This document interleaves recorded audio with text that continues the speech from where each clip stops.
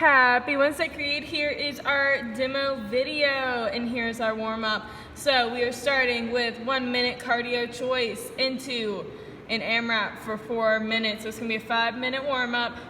In those 4-minute AMRAP, we got 12 jumping jacks, 12 lunges, and 12 glute bridges.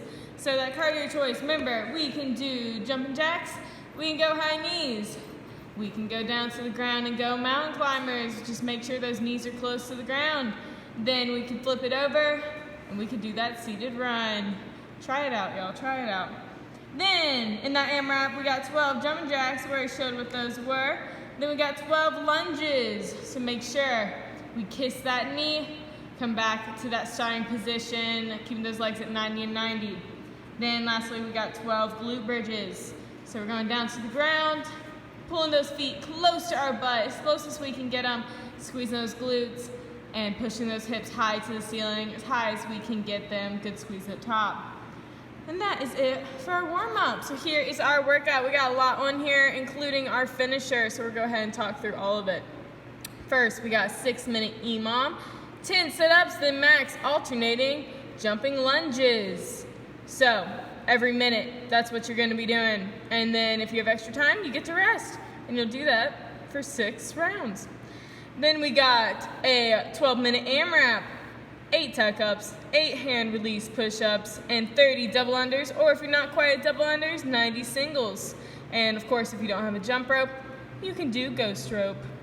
Lastly, our finisher, we'll go ahead and talk about that. 2 sets of 1 minute heel taps over dumbbell. We'll show what that looks like. And then 1 minute of flutter kicks, and you'll get 30 seconds of rest in between. Firstly, those sit-ups, make sure we're throwing those arms and touching our heels right there. Make sure we're sitting nice and tall. Then we got those alternating jumping lunges. So exploding into that next rep, guys. Still kissing that knee, not letting that knee bang on the ground. If we need to modify, go into reverse lunges. But I do want to challenge you guys to go jumping if you can. Then in that AMRAP, we got 8 tuck-ups. So going down to the ground. Remember, ideally you want to be in that hollow position, not using those arms. If we need to modify, we'll let those feet drop, go into dead in the bottom, and then into our next rep. Just make sure we're engaging that core. Flip it on over for those hand release push-ups.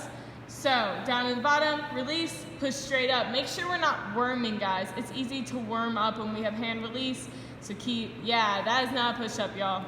So keep that good form, keep nice and straight, right there. Then lastly, we have double unders or single unders, or ghost rope if you don't have a rope.